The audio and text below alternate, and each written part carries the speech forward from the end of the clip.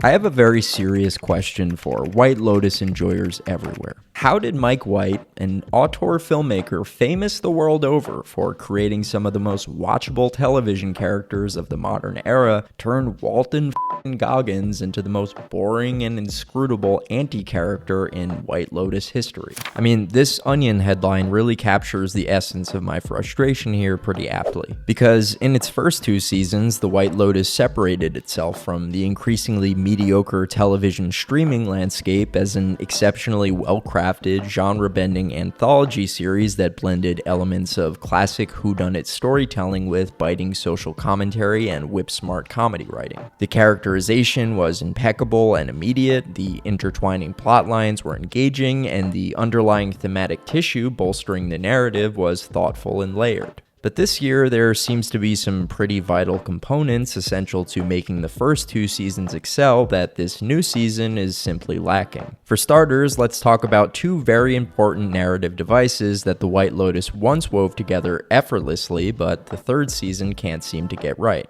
And those devices would be mystery and intrigue. At a glance, these two concepts might seem like they represent the same thing more or less, but that's not really the case. Simply put, mystery is what gets you to perk up in your seat, but intrigue is what keeps you on the edge of it. For someone like Mike White, mystery is the easy part. Every season of The White Lotus kicks things off with a murder in the cold open. You don't know who died, who did the killing, or why it even happened, but you innately understand as a viewer that the series will be slowly piecing together the answers to those three questions as each episode unfolds. But in The White Lotus, like many great whodunit stories that came before it, there are also countless sub-mysteries that exist within and prop up the ultimate mystery. For example, what does this guy want? Why is this guy such a dick? Why does this guy keep farting? Will this guy's balls be okay in the long run? Etc., etc. Mystery is essential to creating tension in any narrative, but especially in the neo-whodunit genre that stories like The White Lotus and Knives Out operate within. But like I said a moment ago, mystery is the easy part.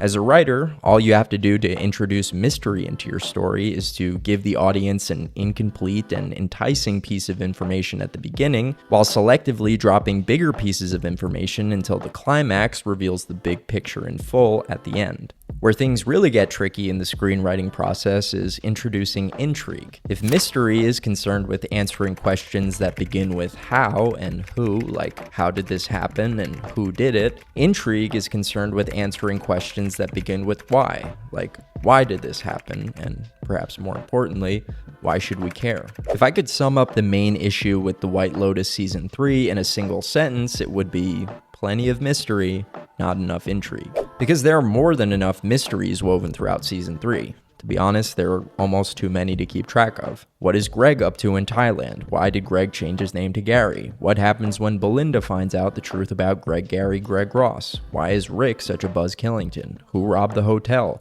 Why is this family so pervy? Which one of these extremely gossipy women will snap first? And perhaps most importantly, will Lucius Malfoy go back to Azkaban for galleon embezzlement and insider quaffle trading? And while yes, those certainly are mysterious questions about the plot of Season 3, none of them really have me anywhere near as intrigued as even the most minor mysteries that The White Lotus had to offer in its first two seasons. Like seriously, I was significantly more invested in whether or not the trust fund dickhead from Season 1 was going to find a way to get the pineapple sweet than any of these plot lines from Season 3. Which leads me to my next point, subpar characterization. There's an impending homicide hanging over the heads of all the characters in Season 3. One or more of them will end up dead by the finale, and despite the fact that we're just about halfway through the season at this point, I barely even care about who does the dying and who does the killing. And my indifference is in large part due to the weakness of the character writing in this season. To be fair though, The White Lotus might just be a victim of its own success in this particular arena. When you've recently created characters as iconic as Tanya, Armand, Shane, and the #1 Black Lives Matter activist in television history, it can be difficult to continue building characters that are equally compelling through the entire run of your series, especially if that series is an anthology that necessitates an almost entirely new cast of characters every season. But still, how many times are we expected to watch Walton Goggins, talented as he may be,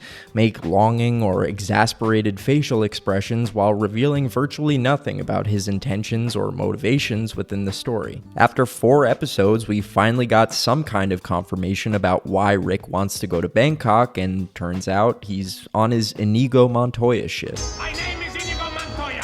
You killed my father. Prepare to die. About to embark on a revenge plot that will undoubtedly consist mostly of staring solemnly into the eyes of an old, deathbed-ridden Thai man.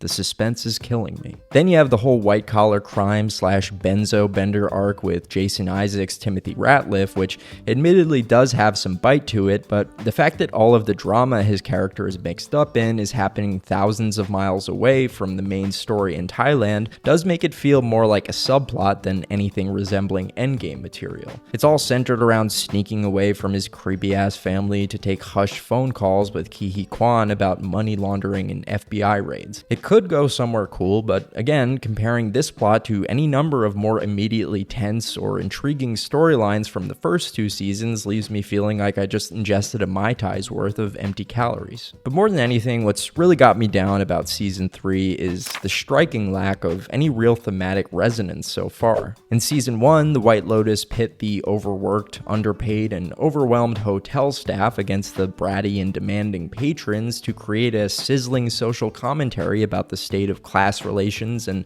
the lingering repercussions of colonialism in modern America. In season 2, the White Lotus incisively commented on the way sex can be weaponized in relationships, whether it's the sex you're having, the sex you're not having, or the sex you're trying to hide.